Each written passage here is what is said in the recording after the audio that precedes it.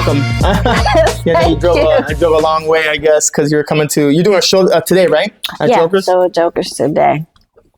So it's the clean slate comedy. Exactly. Good, that's awesome. I did a show last night. Did not go so good. Oh, No, sorry. it was terrible. Yeah. So I don't blame it on the crowd. I guess the way I delivered things just didn't come out well, but the crowd was rowdy.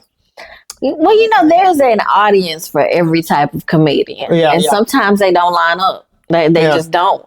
And you just learn how to maneuver and where's the best places for you to perform for your type of comedy. Yeah. Like, I'm a clean comedian. Yeah. And some people want the dirty. Some people want the nasty. And they're a little disappointed when I don't give it to them. So I'm just kind of tried to figure out what spaces I work best in. Yeah, that's definitely tough. Just last night it started off good. People were kind of being a little dirty. It was fine, but then you get a group of people that came in. They were just so drunk, and then it got real rowdy, and then everybody has to start telling they were like going crazy when people were like trying to go on stage. It was bad. It was bad. That makes your job a lot harder. Yeah, it really does. It does. It's like when you first start doing comedy and you think you can do it anywhere, and then you go do it in a bar. And those people really did not come there to hear comedy. Yeah. They came to drink and talk to the people that they came with. Yeah. You're disturbing them. Yeah. And you're trying to fight for their attention. Yeah. I remember somebody telling me, you have to make them listen to you. And I was like, I don't know if I like that. No. You have to say something to make them stop talking and listen to you. Okay. So where did you start doing comedy then? Because you said you started in Memphis, right? I live in Memphis, and I started in Memphis. I actually started by taking a comedy class. I have I have my colleague here with me, Quinn Kelly, and we were in the same class. It's ran by a comedian named LaToya Tennille, and at the time she had a place called the Comedy Junt. That was her comedy club, and she what? It was called the Comedy Junt, Junt. I don't know if you've ever It's slang. It can mean anything. Yeah, it can mean a person, place, or thing. Okay, I've never heard that before. Yeah, I can say, come in this junt. It means that, or you could be eating. It can refer to anything you want it to mean. But I'm confusing it with joint. Like come in the joint. Come like It's similar. It's very similar. Very similar. Yeah. So you started. So she had a place called Comedy Junt, right? Yep, and she had a women in comedy boot camp. And I used to write for the Tom Jordan Morning Show when I was in college. Yep, I wrote for that show. So I knew how to write a joke. I wanted to see if I could learn how to deliver it. So I took the class, and to graduate, we had to do a performance. And it was my intention to be one and done. I was just going to do that one graduation performance, and that was it. And then Toya pulled me to the side. She was like, you're actually pretty good at this, and we could use more clean comedians, and encouraged me to keep going. So that was October of 2023. And so I'm a little bit over a year now, and still at it.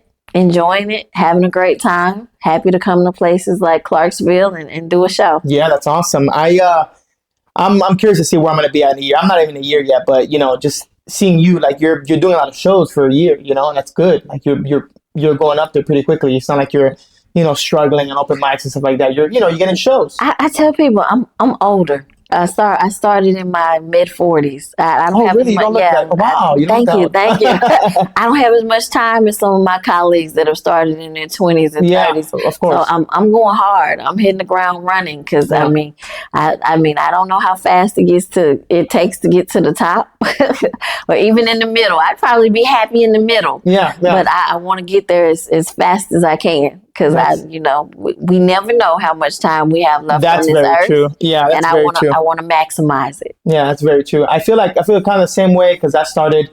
I'm 33 now, so I started 6 months ago. Okay. Right? And I used to think like I shouldn't do comedy because everybody starts when they're really young, like 18, 20. And then I started seeing more comics that I found out. No, they started at 35, 36. Some comics started at 40. Like there's just no age. Someone to start comedy, and there's no age when to become famous or big or well established. It's just kind of whatever you're putting yourself into. I know when I first started and I realized I was older, I was talking to somebody that had been in comedy for a while, but they also had known me for a very long time, and they were like, this is a good time for you to start. You have something to talk about now.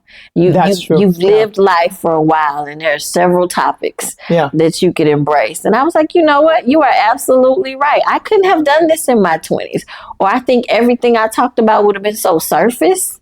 And, you know, now I can dive deep a little bit. Yeah, of course. I feel fortunate enough to...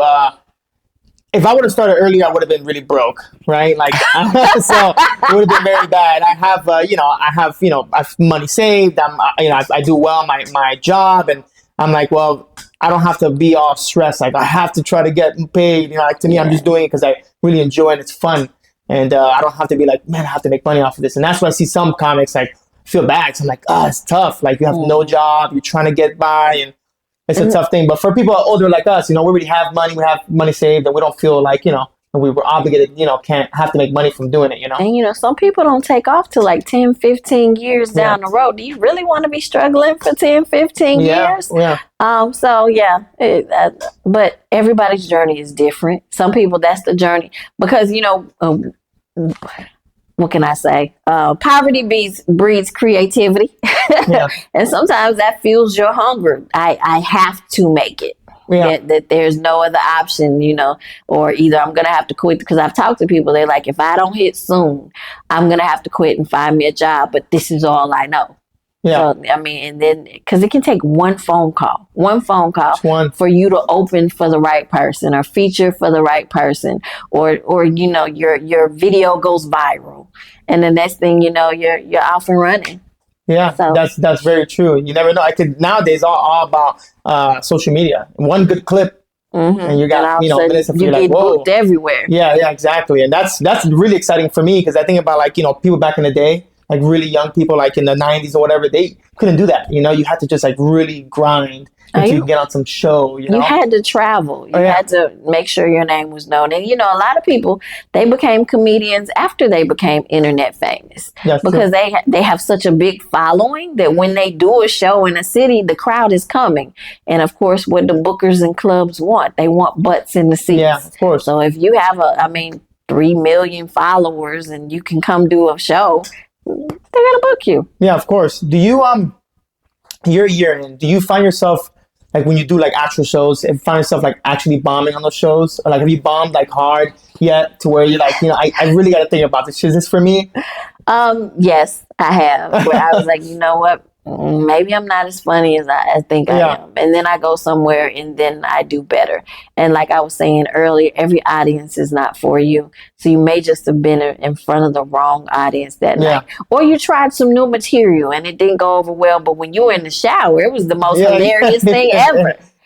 So you learn as you keep going. But the thing, people who have been doing this for a while, what they tell me is keep going. You know, it's a muscle. You have to exercise it. And you're not going to be great right out the gate. You might be good. You may have some natural talent. Or there are people who are horrible when they first started, and now they're hilarious. So if it's your passion, if you think it's your purpose, and it's something that you think you're really called to do, keep doing it. For me, I said, I'm going to keep doing this until it's no longer working for me. When I'm not having fun anymore. My background is in radio. And when I first started radio and I got hired, the GM pulled me into the office of the director of the station. He said, when you're not having fun anymore, it's time to quit. Radio is a job where you come to work to have fun. You have to have fun so the listeners have fun. So when I'm no longer having fun at comedy, it's probably time for me to go. Now, sometimes I take the fun out of it because I beat myself up so bad about what I did, or trying to get the joke right, or it didn't go over well. You know, because the first time you bomb, it's hard. It's hard. Especially early in the and your colleagues are standing there looking at you, but they've bombed before too, so they understand. I would run up out the venue. I feel so bad. I needed a minute to go to my car and get myself together. Because I thought I was funny. But I call them sympathy chuckles. Oh my God, it's the worst. I hate those. And all you got were a bunch of sympathy chuckles that day. But hey, I hate it sometimes. My wife goes to me to almost all the shows, or like even open mic shows, a lot of them, when she's not working. And back in the day when she was still going to school, I would I would go to the open mics and bomb, and I can hear her in the back give me a simple sympathy like laugh like ha ha. Like, I was like, oh my god, might as well not even do it at all. Just that's even worse than just not hearing anything. But that's definitely something you have to deal with. The sympathy chuckle, like from friends or people that you, oh god, you know. But like for me, like my friends, like I'll bomb and they'll be like, no man, you just you did good. It's just they're crying. I'm like, dude, don't lie, just don't lie. It was I need to observe that it's a bomb, and I need to figure out how to not bomb next time. And it makes me obsessed. Like trying to find out what did I do wrong. But you also do need the people that are going to build you up. I mean, I told my husband one time, I said, I don't always need you to critique me. Sometimes I just need you to tell me I did a good job. Or just give me a hug after the show. Save the critiques for later, because he wants to do it right then when it's fresh. I'm like, sometimes I just need you to be in my corner and say good job, or you'll get them next time. Or, you know. Yeah. That's. I mean, now I'm with you. Don't lie to me, because I'm not gonna get better that way. But I may not need you to tell me what I did wrong in that moment. Let's come back to that later. Yeah, I'm a little different. I need it now. I need to feel the pain now. I'm like, you know what? You're right. So I can kind of soak in it and think about it, and try to. Because like last night, I just did not have a good set. Last night, I was just thinking. I was like, oh God, what did I do wrong? And like, my wife has a video, but I'm like, I'm not gonna look at it now. I'll wait to look at it, when you're calm and you're... Yeah, it can be hard watching yourself. It's the worst. It's got some cringy moments, and and then it's things you thought you did better than you did sometimes, because you thought you had the crowd just and you listen to it and you got a few laughs. Oh, I was like, I thought I did so great. Yeah, but everybody's not gonna laugh. I've also learned some people are just gonna smile. Some people don't do a whole lot of laughing out loud, but they're still enjoying themselves. So the critique I got, or the advice I got, is that people, when they're still engaged and they're listening to you, you're not bombing. It's when they start doing other things, when they start talking, or they're looking in their purse, they're in their phone the whole time. Yeah. That's when you know you're truly bombing. Yeah. But if they're still looking at you, paying attention, you still got them. And you may be on the way to losing them. Pick it back up. Yeah. Oh my God. This happened not to me last night, but somebody went on and the erotic people just started talking. They just turned around and just started talking like they were having a party. And then you can't even hear the comic on stage, and it's like, oh my God, it's gonna be so bad. This is not even a good set right now. It sucks, but I mean, I guess growing and being a comedian and trying to figure it out, it's things you got to go through, right? And it is. You learn. What I want to learn is how to do crowd work. That's something big that a lot of comedians want to do, I guess. But to offset that, because when they start talking, you can talk to, hey, what's going on over there? Which I see comedians do, and I'm like, only we can get to that level. Yeah, it all takes time. Crowd work takes practice. Yeah. I'm working on that myself. That's something I really do. 2 things I'm working on right now is crowd work and getting my time up. Okay. Yeah. In order to headline, you need to be able to do 45 minutes to an hour. Yeah. I'm not there yet. Me either. I actually, a couple of days ago, did my first 30-minute set. I was so proud of myself. 30 minutes? Yeah, wow. I called people. I just did 30 minutes. Did you do crowd work in between? Or you? No, not really. It was a birthday party. So I messed with the birthday girl and her husband just a little bit before we started. But I really had a prepared set. 30 minutes? Yes. Oh, wow. Because I'm learning to slow down, pace myself, give people time to laugh at the jokes. Because I know me, I'm so scared that I'm gonna forget my joke that I was running through fast. Yeah, I've had that problem too. So I'm learning to slow down and give people a chance to laugh before you go to your next joke. Because if they're still laughing, they might miss the beginning of the next joke. You don't want to take too much time, but give them a few seconds to get that chuckle out. Yeah, I was actually told that by some people that I speak too fast on stage. I guess I get really nervous and I want to get it out. You speak fast anyway. Yeah. So you're speaking because when we were on the phone, I was like, oh my goodness. But that's your normal pace. Yeah. So it's hard for you to probably just stop and not do that naturally when you're on stage, but you get it. It's I'm trying to work on it, but I know that sometimes my friends are like, dude, you're doing it again. You need to slow down. You don't give enough time. Because I have a problem that I'll say the punchline, people start laughing, and I'm already starting the next joke. Mm-hmm. I don't mean to. It's just my head's already like, all right, what's the next thing I'm supposed to go to? And I just start talking, But I wanted to ask you because like I had another clean comic on the podcast and asked him the same question. When you write, like, and you write clean, do you start dirty or do you write just comes naturally out clean? It's just me. I was never a person that used a lot of profanity. My mother did not cuss at all. Really? Yeah, I used to tell people that, and they'd be like, "Was she black?" Like, Yeah. yes, very blackity black, black, black. But my family is not a family that uses a lot of profanity. If you come to my family reunion, you'll be lucky if you hear one or two words. That is just not us. Now, my dad, he cussed, but his family didn't. Okay. But yeah, I don't write dirty. Now, I'm not gonna say I don't cuss. That would be a lie. Yeah. But it's just not my everyday conversation with everybody. Really? No, No cussing. I started at some point, and then I just really, it's not really me. Really? I find it hard not to, like, I try not to cuss, right? Because I try to be a better Christian, I try to be better, pray and do that, things I got to do, but it just comes out. I try not to, but it comes out. And I try to write clean because I've talked to other clean comics. Try to write clean because you're supposed to still have some clean material, right? You can go anywhere with a show and do clean material.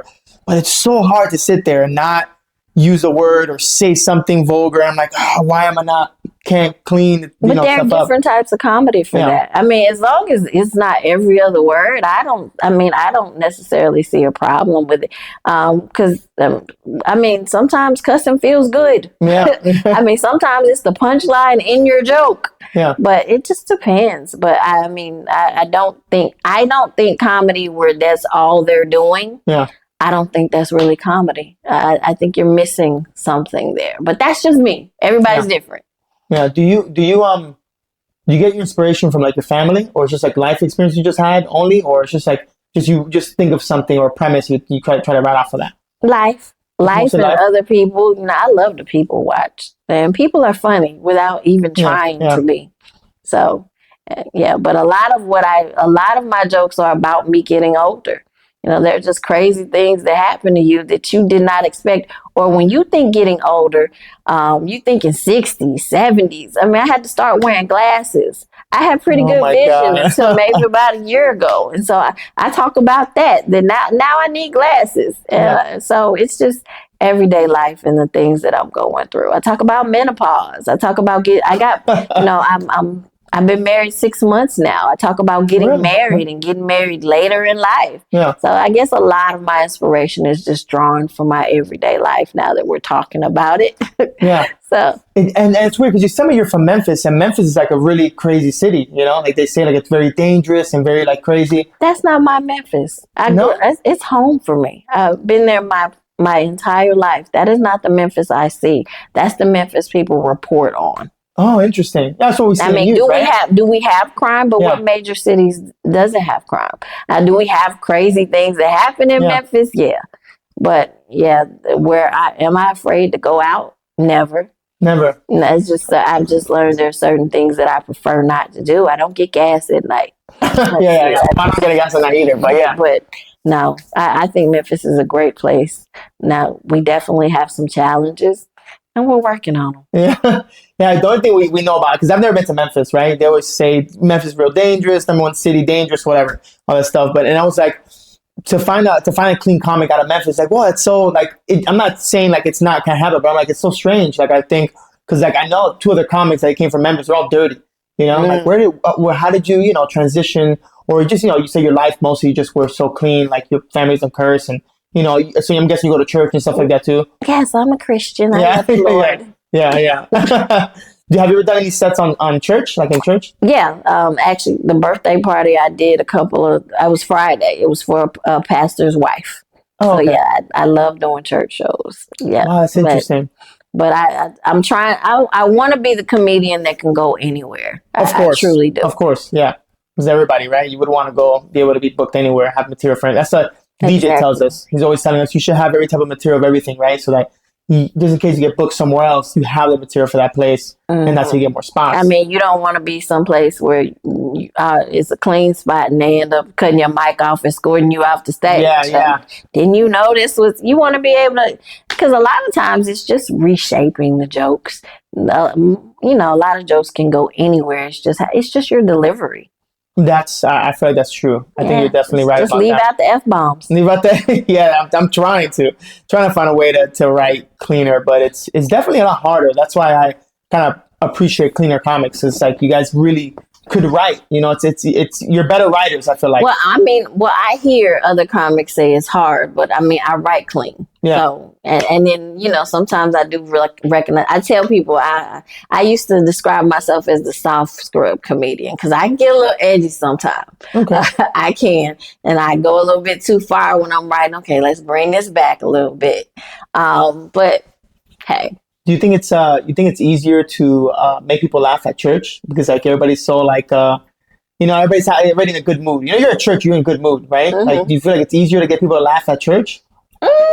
Not necessarily. No? Not necessarily, but you know, if you're at church, you can make fun of church, and you know that people who are at church will get the joke, whereas somebody who doesn't attend church might miss it. So it's just about the content for me. Interesting. I did not know that. I thought it'd be a lot easier, you know, because you know when you're in a good mood, you're willing to, especially like wholesome church jokes are really, you know, they're funny because you know it's something that's true and you know something you really can't talk about. People like to talk about. Yeah. But I don't think I could ever do a church show. I don't think I can hold myself from saying something and getting kicked out by the pastor. But I do find it interesting because I know DJ's done some church shows too. He was telling me like real big church shows. I'm like, how do you stay like without, you know, like it's amazing that I see comics do that and that I really appreciate you clean comics, you know, because I feel like you guys write better. It's just the way it is. I think you can do it. You just have to put your mind to it. It's a lot harder. I feel like a lot harder for me, at least, to sit down there and look at something and be like, well, let me just take that word out. You know, how can I make this without using a curse word? So, I mean, it's just me, I guess. You know, everybody's different, you know. But what time is it? Are we over time? No, I think we're good. If you want to stop here, we can. It's up to you.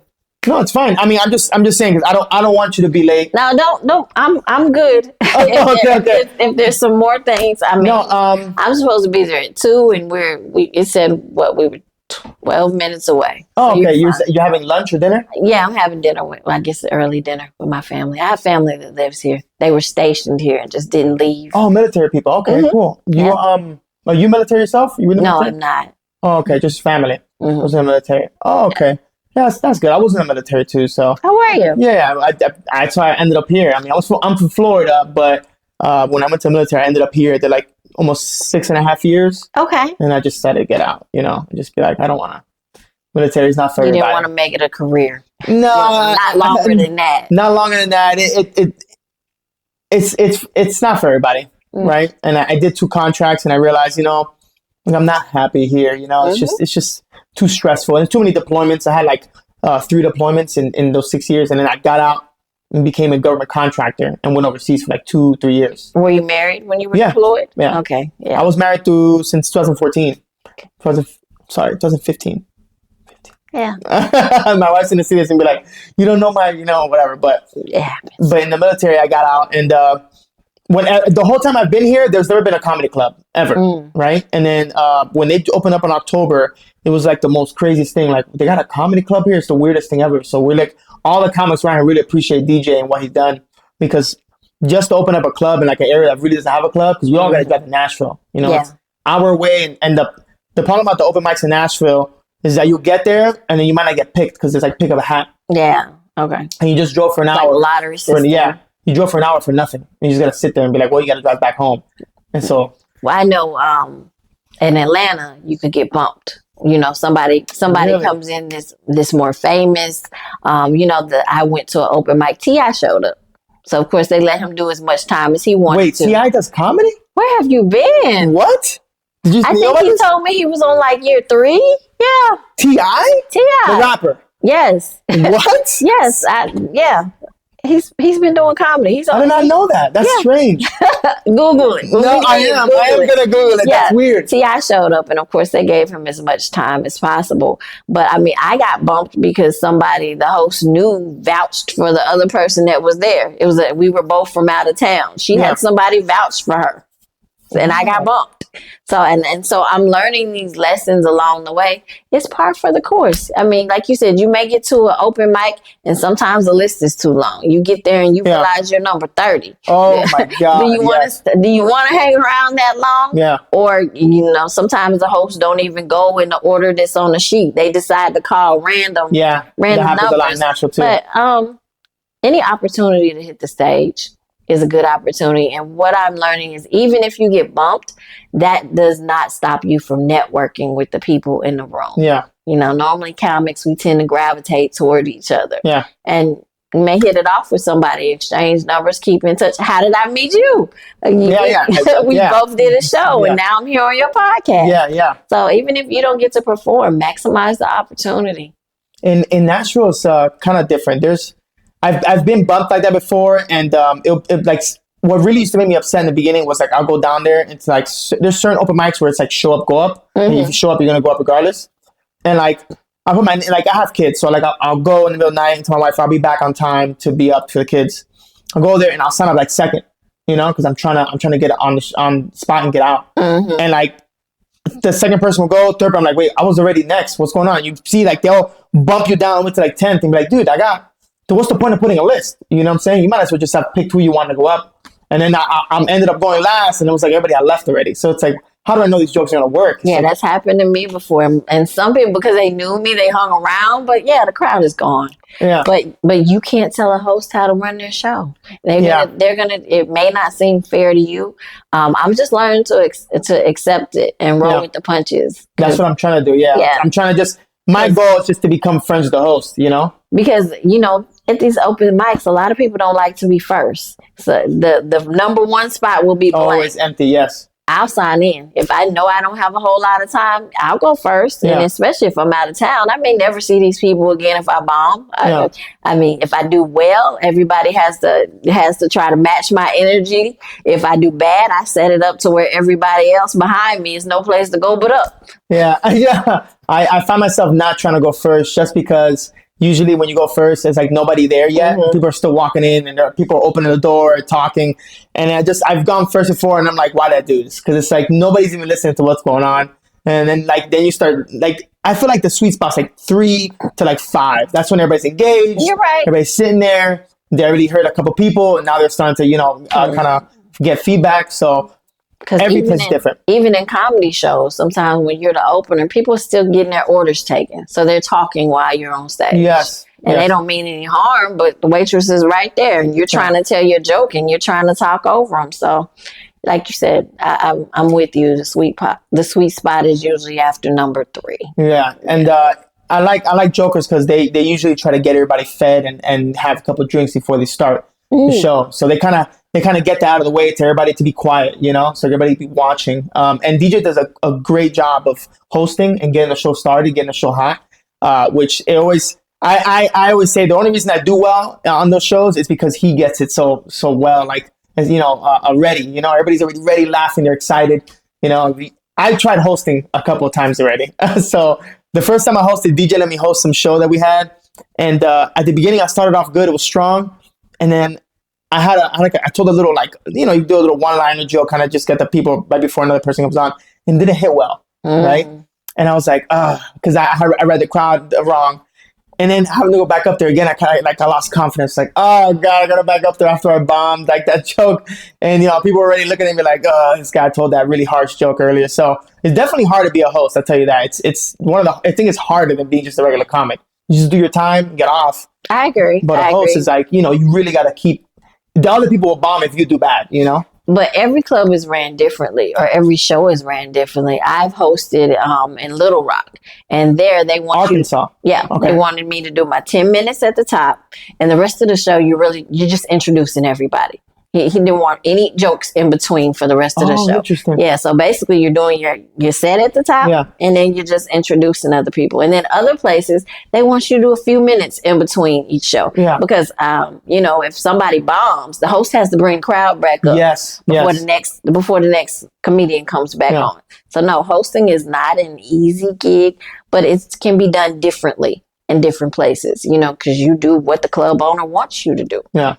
Yeah, hosting open mic is it's a little bit nobody really cares, right? It was just like, hey, come onto the stage now. It's so and so, but a show, it's people pay it to see. You know, they want to, and definitely being a good host will bring the crowd back. Like last night, there was a guy kind of had like a kind of rough joke at the end, and then DJ went up there and he did like 5 minutes, and he brought like the crowd, the energy back up, which I find it's amazing. I always like to admire other like higher comedians because it's like you see the work they've put in and see like the way they are now. It's like that wasn't always like that. They molded themselves into be like that, you know? And it's very I don't know, I just love comedy so much, right? It's just so awesome to see like things become better. Have you ever heard about the show Kill Tony?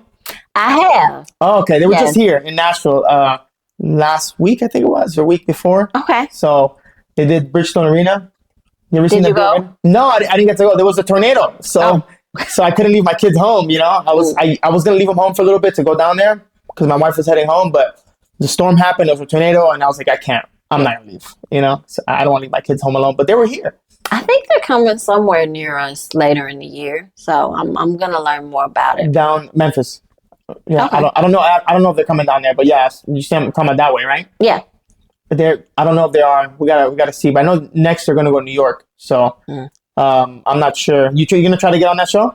I don't know much about it other than the name of it, so I want to learn more about it first and see what it's all about. Have you seen the podcast? I haven't. That's what somebody just said. Just sent me a link to Kill Tony, and I haven't watched it yet. So you gotta watch actually, it. Quinn sent it to me. So yeah. Oh my God, you guys are in for it. I'm telling you, it's not clean. Okay. But it's a very interesting show. It really is a lottery, right? Like whoever gets on, but if you do well in the show, like you get an enormous amount of followings. It just goes crazy, and you get booked on their shows, and they bring you to like arenas and shows like that. So the whole point of the show is to try to win a golden ticket. Essentially, the golden ticket is like you can come on the show whenever you want, right? So it's only a minute. So you have to have like your best minute. You only get 1 minute on stage. So it really now that is hard. Yeah, if you really only have 59 seconds, yeah, and if you don't do well, the crowds are rough, man. They'll like boo you off stage. It's just they were saying last the one that came here in Bristol, my friends went, and a Nashville comic or 2 Nashville comics got booed off stage, completely off stage. They didn't want them there at all. It was bad. And audiences typically don't boo anymore. It used to be the thing to have hecklers and talk about the audience. Comedians have gotten away from that. Clubs ask the audience to be respectful, and nobody wants to come to a show and get beat up on. You remember when nobody would sit in the front because they were so scared that the comedian was going to talk about them and talk bad about them. That's really not a thing anymore. I mean, we still mess with the audience, but we're not trying to offend anyone. You paid money to come see me. Yeah. So why would I want you to come to my show and I make you feel bad or I embarrass you? That still happens sometimes. Yeah. But it's not as common as it used to be.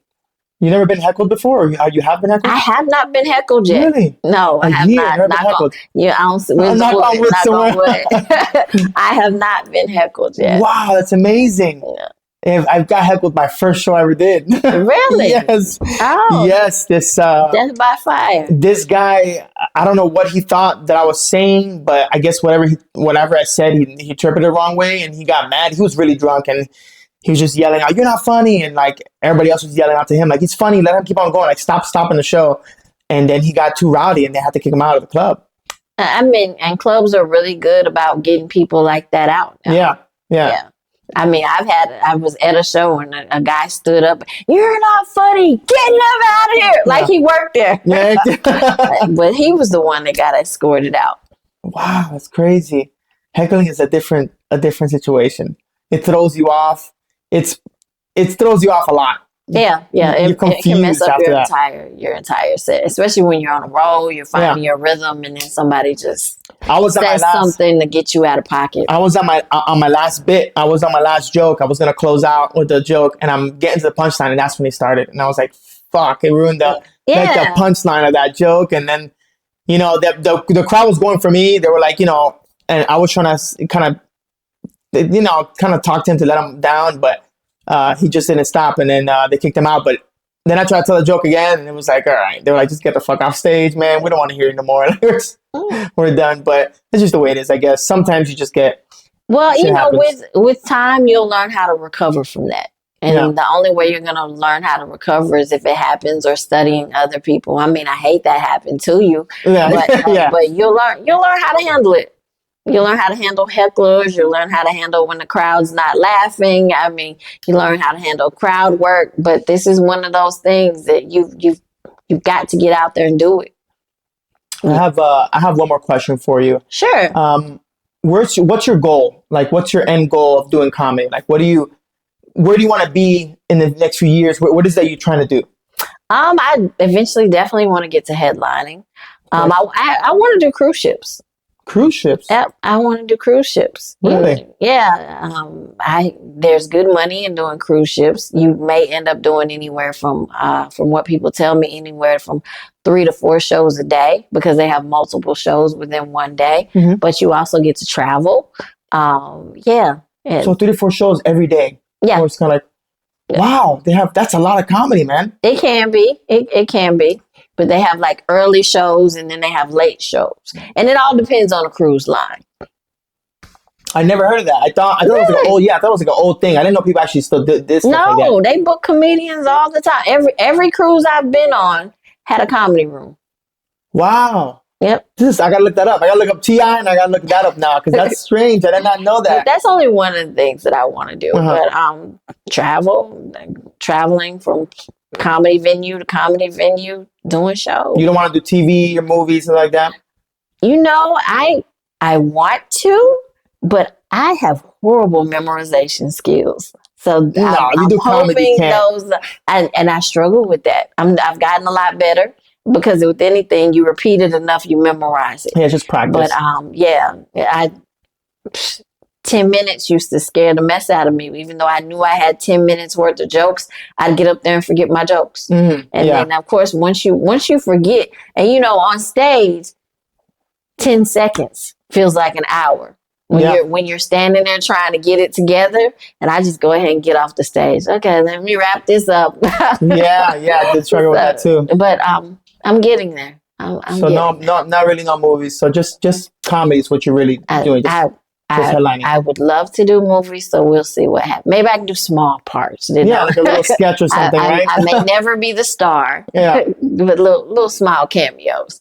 Good. Well, that's awesome. I'm glad you came. I know you drove really far and you got things going on, but I really, really am glad to talk to you. Hopefully we can do this again some other time. Thanks for having me. Yeah, I love the fact that you extended the invitation. Of course, yeah. I extend the invitation to anybody I feel like it's funny. That anybody see that's funny, I think it's awesome to talk to because then you get to pick their brain and how they get funny, stuff like that. So I really appreciate it though. Okay, so if anybody's listening, I can't headline yet, but I can open and feature. Yeah, of course.